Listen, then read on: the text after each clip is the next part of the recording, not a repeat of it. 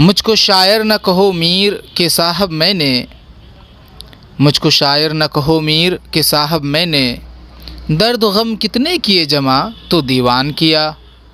यानी मीर तक़ी मीर कह रहे हैं कि ऐ साहब मुझको शायर मत कहो, क्योंकि मैं शायर नहीं हूँ, मैंने तो बस अपने दर्द व गम को जमा किया है और यही दर्द व गम जो है दीवान बन गया।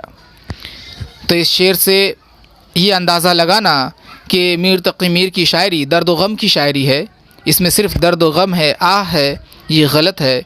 मीर तक़ी मीर की शायरी में ज़िंदगी के तमाम तर मौज़ूआत मौजज़न हैं, मौजूद हैं, चाहे वो इश्क़ के मौज़ूआत हों, इश्क़ के आगाज़ से लेके इंतहा तक जितने भी एहसास व जज्बात होते हैं, तमाम मौज़ूआत, तसव्वुफ़ हो, फ़लसफ़ा हो, ख़मरियात हो, ख़ुददारी व बेबसी हो, चाहे पंद व नसाई हो, गरज़ की ज़िंदगी के तमाम मौज़ूआत मीर तक़ी मीर की शायरी में मौजूद है।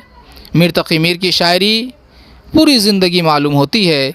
यानी एक इंसान की ज़िंदगी में जितने भी मौज़ूआत होते हैं वो सब के सब मीर तक़ी मीर की शायरी में मौजूद है। इसलिए मीर तक़ी मीर की शायरी को इंसानी ज़िंदगी का इंसानी ज़िंदगी का आईना कहना चाहिए, क्योंकि निहायत आसान ज़बान में मीर ने पूरी ज़िंदगी की तजर्बे को पेश किया है। आप समझ ही गए होंगे कि आज के वीडियो का मौजू है मीर तक़ी मीर की गज़लगोई। इस वीडियो में हम और आप मीर तक़ी मीर की गज़लगोई के औसाफ़ को देखेंगे, उसको गज़ल गो शायर के तौर पर पेश करेंगे। ये वीडियो बिलखुसूस नॉर्थ बंगाल यूनिवर्सिटी सेमेस्टर 1 पर्चा CC 1 के लिए है, लेकिन इस वीडियो से वो तमाम तालिब इल्म फैज़याब हो सकते हैं जिनके निसाब में मीर तक़ी मीर शामिल है। अगर आपके निसाब में मीर तक़ी मीर का कोई गज़ल है तो आप कमेंट बॉक्स में फरमाइश करें, उस गज़ल की तशरीह किया जाएगा, क्योंकि इम्तिहान में मतन से सवाल काफ़ी ज़्यादा आता है, इसीलिए गज़ल की तशरीह बहुत ज़रूरी है।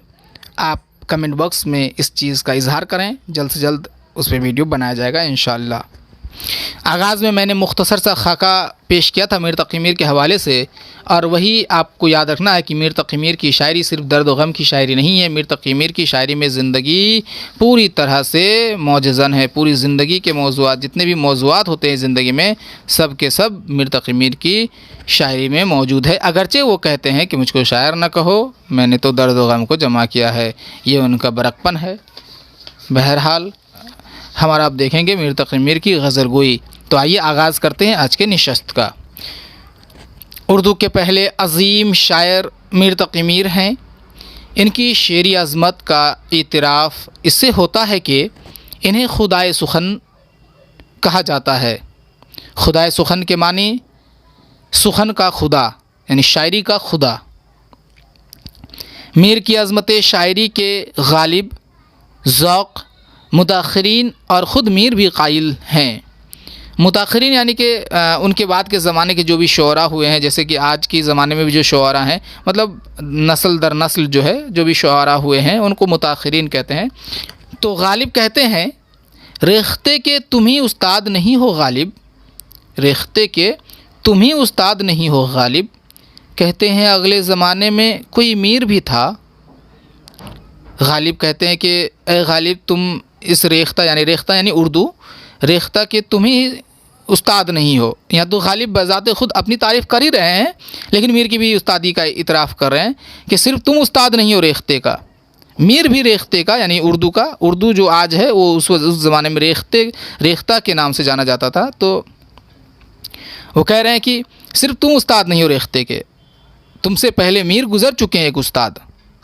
ज़ौक़ यूँ कमाल मीर का इतराफ़ करते हैं, ना हुआ पर ना हुआ मीर का अंदाज़ नसीब, ना हुआ पर ना हुआ मीर का अंदाज़ नसीब, ज़ौक़ यारों ने बहुत ज़ोर गज़ल में मारा। ज़ौक़ भी कह रहे हैं कि तमाम यारों ने, यानी कि जितने भी गज़ल गो शुअरा हैं, सब ने बहुत ज़ोर मारा गज़ल में, बहुत कोशिशें की गज़ल में कि मीर का अंदाज़ नसीब हो जाए, मीर के अंदाज़ में कहने की कोशिश की, लेकिन मीर का अंदाज़ किसी को नसीब ना हुआ। हज़रत मोहानी कहते हैं, शेर मेरे भी हैं पुरदर्द लेकिन हसरत, मीर का शेवाए गुफ्तार कहाँ से लाऊं। इनके यहाँ भी यही रंज है, यही शिकवा है कि इनके यहाँ भी तो दर्द है, दर्द व गम है, लेकिन मीर का जो अंदाज़ है, जो बोलने का जो तरीक़ा है, जो पेश करने का तर्ज़ है, वो ये कहाँ से लाए, इनको नहीं मिल पाता है। वो कोशिश तो बहुत करता है, लेकिन वो उस तर्ज़ पे, जिस तर्ज़ पे मीर कहते थे, वो लेकिन वो उन लोगों के यहाँ नहीं मौजूद है। मीर को ख़ुद भी अपनी उस्तादी का एहसास था। वो ख़ुद कहते हैं, जो देखे मेरे शेर तर की तरफ तो माइल ना हो फिर गुहर की तरफ। कहीं पे जो देखो मेरे शेर तर की तरफ भी लिखा हुआ रहता है, तो देखो या देखे दोनों ही बरवज़न है, कोई मसला नहीं है। तो वो कहते हैं कि अगर कोई मेरे शेर को देखे तो फिर वो गुहर, यानी कि मोती को गुहर कहते हैं, तो मोती की जो खूबसूरती है उससे ज़्यादा खूबसूरती इसके शेर में है, इसलिए शेर के देखने के बाद कोई गुहर की तरफ नहीं देखेगा। ये वो अपने उस्तादी का इतराफ़ करते हैं। और भी कई जगहों पे वो अपने उस्तादी का इतराफ़ किए हैं, जैसे देखिए, सारे आलम पर हूँ छाया हुआ, मुस्तनद है मेरा फरमाया हुआ। यानी कहते हैं कि पूरी दुनिया पर जो है वो छाए हुए हैं, मशहूर हैं, और वो जो फरमा देते हैं वो मुस्तनद है। एक जगह अपनी तारीफ़ वो यूँ करते हैं कि पढ़ते फिरेंगे गलियों में इन रेख्तों को लोग, पढ़ते फिरेंगे गलियों में इन रेख्तों को लोग, मुद्दत रहेंगी याद ये बातें हमारियाँ। और ये बात बिल्कुल दुरुस्त उन्होंने कही कि उनकी जो ये बातें हैं रेख्ता की, रेख्ता उस ज़माने में उर्दू का ही नाम था। तो वो जो रेख्ते में जो शायरी कर रहे थे, अपनी बातों को जो कह रहे थे, वो जानते थे कि मुद्दत तक जो है ये बातें जो है गलियों तक जो है, गली गली में जो है, कूचे कूचे में जो है वो मशहूर होगा। और ज़ाहिर सी बातें हुआ भी, आज उर्दू के बग़ैर एक इंसान एक लुक़मा तक अदा नहीं कर सकता, एक कदम बढ़ा नहीं सकता है। उर्दू हर चीज़ के लिए निहायत लाज़मी और ज़रूरी है, लेकिन ये अलग बात है कि इसे सरकारी अहदा हासिल नहीं है।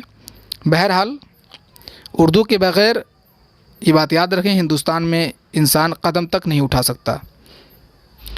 एक जगह वो फरमाते हैं, जाने का नहीं शोर सुखन मेरे हरगिज़, जाने का नहीं शोर सुखन मेरे हरगिज़, ता हशर जहाँ में मेरा दीवान रहेगा। यानी उनको यकीन था कि मेरे दीवान में जो शोर है वो कभी कम नहीं होगा, यानी इनकी जो मानवियत है वो हमेशा जो है बढ़ती जाएगी।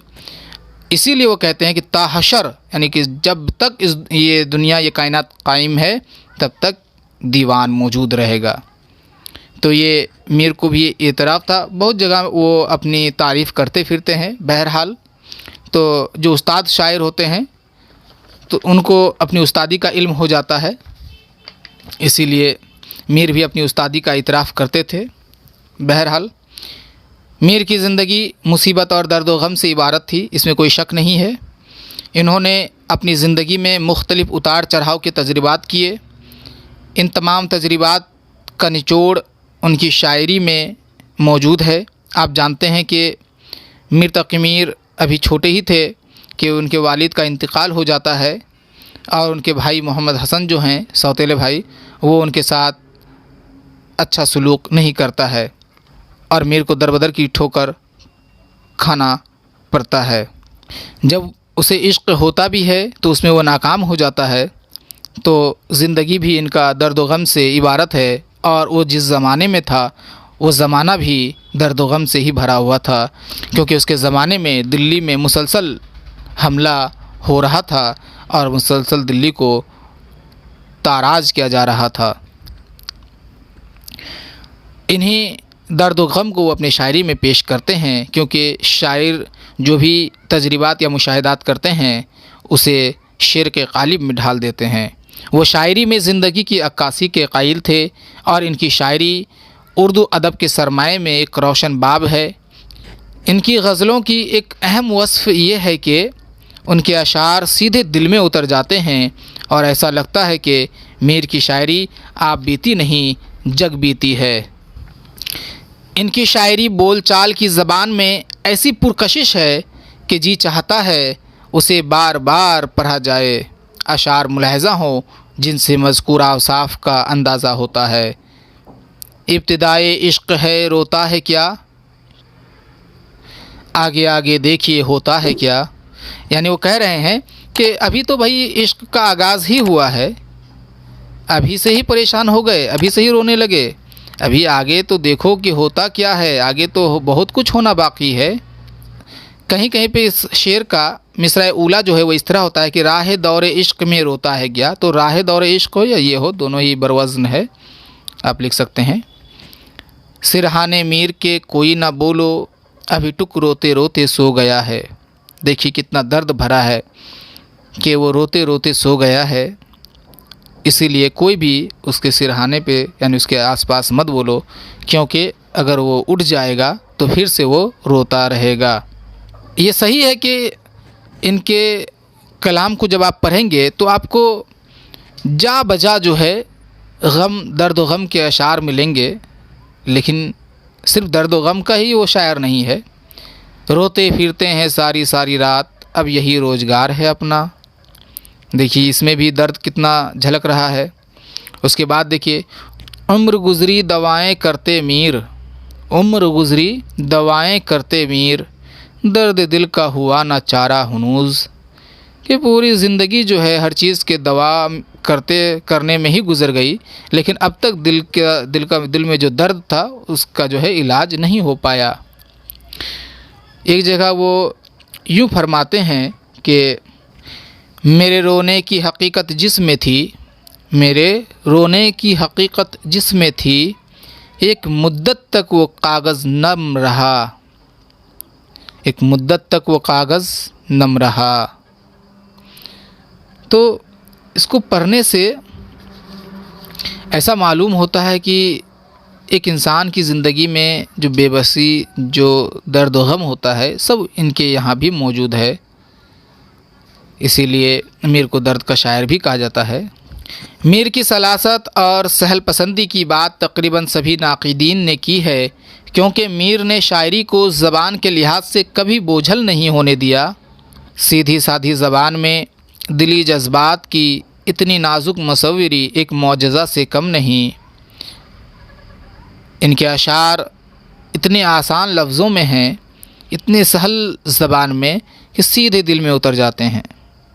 अशार मुलाहज़ा हों जिनसे इस वस्फ़ की नुमाइंदगी होती है कि ज़ख्म झेले दाग भी खाए बहुत, दिल लगाकर हम तो पछताए बहुत। कितना आसान है, मफ़हूम समझाने की ज़रूरत ही नहीं है। या नाजुकी उसके लब की क्या कहिए, पंखुड़ी गुलाब की सी है। इससे और ज़्यादा आसान ज़बान और क्या हो सकती है।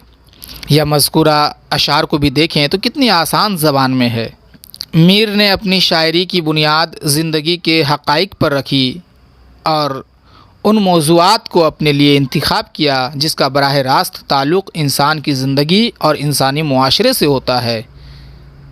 इनकी बेशतर तख्लीक़ात उस वक्त की हैं जब उनकी ज़िंदगी परेशानियों में गुज़र रही थी और कम व बेश यही हालत दिल्ली की भी थी। मुग़लिया सल्तनत रूबा ज़वाल थी और मुग़लों की हैसियत आम आदमी की सी हो गई थी।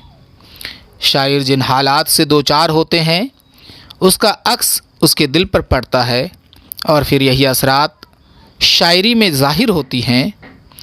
चुनांचे मीर की शायरी भी इन्हीं हालात व हादसात की अक्कासी करती है जो उनकी ज़ाती ज़िंदगी और मुआशरे में पेश आए और जिनसे उनका वास्ता रहा। कहीं कहीं तो मीर साफ़ तौर पर दहली का मातम करते हुए दिखाई देते हैं, मगर ज़्यादातर उन्होंने इस माहौल की अक्कासी की है जो समाजी इन्हितात के नतीजे में पैदा हो रहा था। इन्हितात कहते हैं ज़वाल को। इस रंग के चंद अशार मुलाहज़ा कीजिए।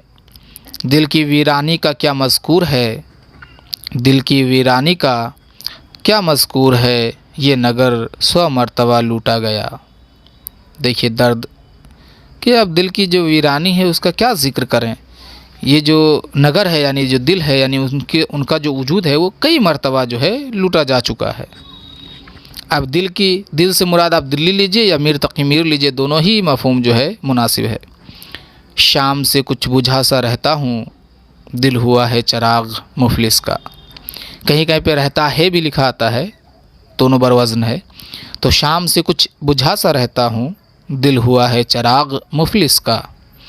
तो देखिए कि एक गरीब इंसान जिस तरह से शाम होने के बाद कई चीज़ों के बारे में वो जो है मुतफक्किर रहता है कि घर में चिराग कैसे जले, घर में खाना कैसे पके, न जाने कैसे कैसे सवालात एक मुफलिस, एक गरीब इंसान के जहन में होते हैं। तो ये कहते हैं कि शाम से ही कुछ बुझा सा रहता हूँ, दिल हुआ है चिराग मुफलिस का, कि मुफलिस के घर में जो है चिराग नहीं जलता है, दिल जलता है।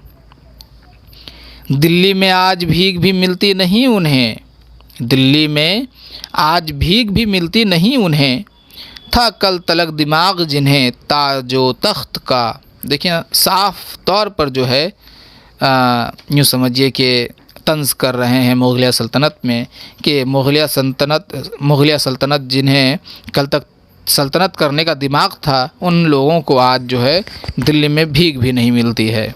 तो ये दिल्ली के हालात का ज़िक्र है। इनके कलाम को जब आप पढ़ेंगे तो कई जगह जो है आपको इस तरह का मौजू मिलेगा। इश्क़ का मौजू तकरीबन तमाम शायरों के यहाँ मिलता है। ये इश्क़ मीर के यहाँ एक अलग दर्द लिए हुए हैं। ये दर्द इश्क़ में नाकामी और बेजारी के सबब पैदा होता है। कहीं वो महबूब की बेहद तारीफ़ करते हुए नज़र आते हैं तो कहीं इश्क़ की तौहीन, क्योंकि एक ज़माने में मीर को इश्क़ हुआ, और जब इंसान को इश्क़ होता है तो एक अलग दुनिया में मौजूद होता है। उसके लिए माशूक़ के अलावा और कुछ नहीं होता। लेकिन जब इश्क़ में जुदाई होती है तो फिर उसको खुदा के सिवा कुछ नहीं सूझता। तो तमाम मौज़ूआत इनके यहाँ है, क्योंकि वो इश्क़ भी किए थे और इश्क़ में नाकाम भी हुए थे। इनके यहाँ इश्क़ के तमाम तरह एहसासात व जज्बात मौजूद हैं, हिजर से विसाल तक, खुशी से गम तक। इस रंग के चंद अशार मुलाहज़ा कीजिए कि कोई तुमसा भी काश तुमको मिले, कोई तुमसा भी काश तुमको मिले, मुद्दा हमको इंतकाम से है। देखिए यहाँ पे जब कोई शायर, कोई आशिक जो है इश्क़ में धोखा खा जाए, उसको बेवफाई नसीब हो, तो वो ज़ाहिर सी बात है कभी उनका दिल जल जाता है और वो कहता है कि जिस तरह से तुमने मुझसे बेवफाई की, खुदा करे तुमको भी कोई ऐसा ही बेवफा मिले जो तुमसे पहले इश्क़ करे और फिर तुमको भी छोड़ दे। तो ये इंतकाम वाला मौजू देखिए। उसके बाद एक जगह फरमाते हैं कि हमारे आगे तेरा जब कसू ने नाम लिया, हमारे आगे तेरा जब कसू ने नाम लिया, दिले सितमज़दा को हमने थाम थाम लिया। अब देखिए जब किसी को किसी से इश्क़ हो जाए तो उसके सामने अगर माशूक़ का नाम लिया जाए ना तो दिल जो धड़क उठता है, ये एक अलग सी कैफियत होती है। मीर ने भी इस कैफियत का तजर्बा किया है। तो जब माशूक़ का ज़िक्र आए सामने में तो दिल ज़ाहिर सी बात है धड़क जाता है। क्या कहूँ तुमसे मैं कि क्या है इश्क़। देखिए इस मौजू को कि क्या कहूँ तुमसे मैं कि क्या है इश्क़, जान का रोग है, बला है इश्क़। देखिए अब इश्क़ की किस कदर जो है तौहीन कर रहे हैं कि तुमको कैसे समझाएं कि इश्क़ क्या चीज़ है। इश्क़ जो है वो जान का रोग है, यानी बीमारी है, बला है इश्क़। इश्क़ जो चीज़ है वो बीमारी है, बला है, मतलब इससे सिर्फ परेशानी होती है। फिर एक जगह कहते हैं कि इसी गज़ल में कहते हैं कि इश्क़ है इश्क़ करने वालों को, इश्क़ है इश्क़ करने वालों को, कैसा कैसा बहम क्या है इश्क़। कहते हैं कि जो इश्क़ है वो इश्क़ करने वालों का ही मतलब मफ़हूम है, जो इश्क़ करे उसी के लिए इश्क़ चीज़ है। अब लोग जो है अपने अपने हिसाब से कैसे कैसे जो है नज़रियात पेश करते हैं इसके हवाले से। तो जो भी नज़रियात हो वो कहते हैं ज़ाहिर सी बात है कि जो इश्क़ चीज़ है वो इश्क़ करने वालों को ही है। अब जो इश्क़ नहीं करे उसको क्या पता चलेगा कि इश्क़ क्या है। वो और भी कई जगहों में इश्क़ के बारे में कहते हैं कि ज़ख्म भी झेले, दाग भी खाए बहुत, दिल लगा कर हम तो पछताए बहुत। देखिए वहाँ इनके यहाँ जहाँ जितना भी तकरीबन जो इश्क़ आसार है वो इश्क की तौहीन या फिर महबूब की तारीफ़ में, ज़्यादातर इश्क की तौहीन में ही है। एक जगह फरमाते हैं कि मीर जी ज़र्द होते जा रहे हो, मीर जी ज़र्द होते जा रहे हो, क्या कहीं तुमने भी किया है इश्क। तो पता चलता है कि वो क्या कहना चाहते हैं। फिर एक जगह वो महबूब की तारीफ़ भी करते हैं कि नाजुकी उसके लब की क्या कहिए, पंखुड़ी एक गुलाब की सी है। एक जगह वो यूँ फरमाते हैं कि चमन में गुल ने जो कल दावाए जमाल किया, जमाल यार ने मुँह उसका खूब लाल किया। यानी कि फूल जो है, कल वो कह रहे हैं कि कल वो बाग में गए थे और एक फूल अपनी खूबसूरती का दावा कर रहा था कि उससे ज़्यादा खूबसूरत और कोई नहीं है। तो उसने जमाल यार यानी कि अपने महबूब की खूबसूरती का जो ज़िक्र किया, तो उसी से उस फूल का जो मुंह है वो लाल हो गया। ये मुहावरा है, मुंह लाल करना, यानी कि उसको नीचा दिखा देना, शर्मिंदा हो जाना। इंसान जब अपनी तारीफ़ करे और अपने से बड़ा किसी को पा जाए तो उसका जो है सर झुक जाता है। तो जमाल यार ने मुंह उसका खूब लाल किया। तो इन्होंने इश्क के मौज़ूआत तो खूब बांधे हैं, लेकिन ज़्यादातर जो है वो तौहीन है। और फिर महबूब की तारीफ़ भी वो खूब करते हैं, एक एक बात पर तारीफ़ करते हैं। एक जगह वो यूँ फरमाते हैं कि कुछ नहीं सूझता हमें उस बिन, कुछ नहीं सूझता हमें उस बिन, शौक़ ने हमको बेहवास किया। देखिए, जब किसी को इश्क हो जाए तो फिर जिससे इश्क हो उसके सिवा और कुछ नहीं सूझता उनको, चाहे जो हो ज़माने में, तूफ़ान आए, सैलाब आए, आग लग जाए, कुछ भी हो जाए, उनको कुछ नहीं सूझता। उनको तो बस एक ही चीज़ सूझता है, वो है माशूक़, माशूक़ की यादें, माशूक़ से मुलाकातें, माशूक़ की बातें वग़ैरह वग़ैरह।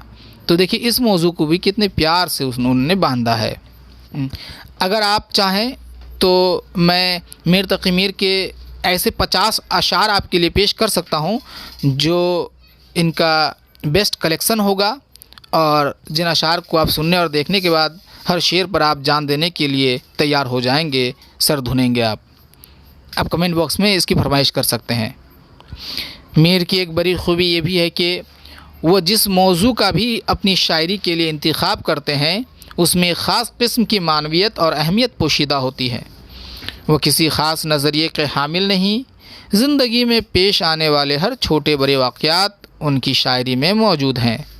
मौज़ूआत के लिहाज से ज़िंदगी का कोई ऐसा मौजू नहीं जिसमें उन्होंने गज़लें ना कही हों, खा वो फ़लसफ़ा हो, इश्क़ व आशिक़ी हो, ख़मरियात, तसव्वुफ़, सियासी व माशी हालात हों, ग़रज़ के तमाम मौजू अपनी पूरी मानवियत के साथ मौजज़न हैं। इन मौजूआत की नुमाइंदगी करने इनकी ज़िंदगी, इनकी शायरी किसी ख़ास मौजू की जो है पैरवी नहीं करती। वो अपनी ज़िंदगी में जैसे भी तजर्बात या मुशाहिदात को देखते हैं, करते हैं, उन्हें वो शायरी में पेश कर देते हैं। इन मौजूआत की नुमाइंदगी करते चंद अशार मुलाहज़ा हों। हस्ती अपनी हबाब की सी है, ये नुमाइश शराब की सी है। ये फ़लसफ़ियाना शेर है कि इंसानों की जो हस्ती है वो हबाब की जैसी है। हबाब कहते हैं पानी में, जो जब आप देखेंगे कि पानी लहरदार पानी हो तो जब वो पानी बहे तो देखेंगे कि उसमें एक बुलबुला सा उठता है, तो उस बुलबुले को हबाब कहते हैं। तो इंसानों की जो हस्ती वो हबाब की सी है, यानी कि कब उठे, कब वो मतलब फूट जाए, कब उसकी वजूद ख़त्म हो जाए, पता ही नहीं चलेगा। ये नुमाइश शराब की सी है। शराब, इसको सुराब भी पढ़ते हैं, तो शराब कहते हैं उसको। कभी आप देखेंगे अगर सड़क पे खड़े हो जाएं गर्मी के दिनों में, तो देखेंगे कि जब आप सड़क के थोड़ी दूरी पर देखेंगे तो देखेंगे कि वहाँ पे पानी सा दिखाई दे रहा है। सहरा में भी ऐसा ही होता है, लेकिन जब आप आगे बढ़ के जाके देखेंगे तो देखेंगे पानी तो गायब हो गया वहाँ से। फिर आप आगे देखेंगे तो आपको पानी दिखाई तो देगा, लेकिन पानी होगा नहीं। इसको सुराब कहते हैं। यानी इंसानों की जो वजूद है, ये जो नुमाइश हम लोग देख रहे हैं, ये जो रंगीनी जो देख रहे हैं, ये नुमाइश शराब की सी है। यानी है लेकिन वो मौजूद नहीं है, ये पायदार नहीं है, दायमी नहीं है। इनका ख़त्म होना ये लाजमी चीज़ है। तो इंसान इसको जो है दायमी समझ लेते हैं, लेकिन ये सुराब है, मीर तक़ी मीर कहते हैं, और जो सही भी है। बारे दुनिया में रहो गम ज़दा या शाद रहो, ऐसा कुछ करके चलो या कि बहुत याद रहो।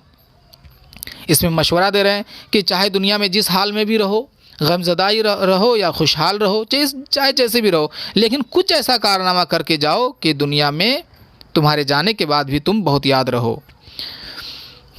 मत सहल हमें जानो, फिरता है फलक बरसों, तब खाक के पर्दे से इंसान निकलते हैं। देखिए मीर तकी मीर जो है फ़लसफ़ियाना ही मौजू है ये, कि वो कहते हैं कि इंसानों को इतना आसान मत समझो। इंसान जो है किस तरह पैदा होते हैं कि जब फलक जो है बरसों घूमता रहता है, गर्दिश करता है, तब जा कर के एक इंसान जो है खाक के पर्दे से, ज़मीन से जो है निकलते हैं, यानी मिट्टी से ही पैदा होता है इंसान। तो बहरहाल ये भी फ़लसफ़ियाना है। मीर बंदों से काम कब निकला, मीर बंदों से काम कब निकला, मांगना है जो कुछ खुदा से मांग। ये तसव्वुफ़ का शेर है कि मीर अपने आप से मुखातिब है, कहते हैं कि मीर तुम बंदों से क्यों कुछ मांगते हो, इंसानों से कुछ मांग के कोई फ़ायदा नहीं है, क्योंकि काम इंसानों से कभी नहीं निकलता, काम बनाने वाला तो खुदा है, तो खुदा से मांगो सीधा। हज़ार मरतबा बेहतर है बादशाही से, हज़ार मरतबा बेहतर है बादशाही से, अगर नसीब तेरे कूचे की गदाई हो। कहते हैं कि अगर मुझे महबूब की गली में फ़कीर बनने का मौका नसीब हो तो ये मेरे लिए बादशाहत की 1000 मरतबों से ये मौका जो है आला होगा। यानी कि बादशाहत बनना ही बहुत बड़ी बात है, लेकिन ये बादशाहत के 1000 मरतबों से भी आला फ़ौक़ियत देते हैं माशूक़ के गली में फ़कीर होना। तो देखिए एक आशिक़ के दिल में जो ज़हनी कैफ़ियत होती है उसको महसूस कीजिए। अब के जुनू में फ़ासला शायद न कुछ रहे, दामन के चाक और गिरेबां के चाक में, इश्क़ से जा नहीं कोई खाली, दिल से ले अर्श तक भरा है इश्क़। आखिर में उनका इश्क़िया शेर देखिए, कहते हैं कि ज़माने में कोई भी दिल ऐसा नहीं है जो इश्क़ से खाली हो।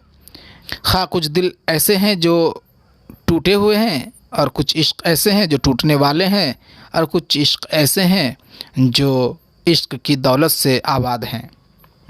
तो आज आपने देखा मीर तकी मीर की गज़लगोई के चंद ख़ास औसाफ़। ये आपके निसाब या आपके इम्तिहान में मीर तकी मीर की जब गज़लगोई पूछा जाएगा तो काफ़ी मुआविन साबित होगा, इसलिए आप इसे नोट कर लें और आप अपने इम्तिहान में इसे बिला झिझक लिखें। अगर आपको कहीं समझने में परेशानी हुई हो, कहीं पे भी आपको उलझन महसूस हुई है, तो आप कमेंट बॉक्स में इज़हार करें, उसे दुरुस्त किया जाएगा, दूर किया जाएगा। अगर कहीं पे आपको मेरी गलती दिखी हो तो उसे आप उसकी निशानदेही करें ताकि शुक्रिया के साथ उसे मैं दुरुस्त कर लूँ। अगर आपको लगे कि ये वीडियो आपके दोस्तों अहबाब तक भी पहुंचाना चाहिए तो आप इसे पहुंचाएं ताकि वो भी फैज़याब हो सके। अब इजाज़त दीजिए, अल्लाह हाफ़िज़।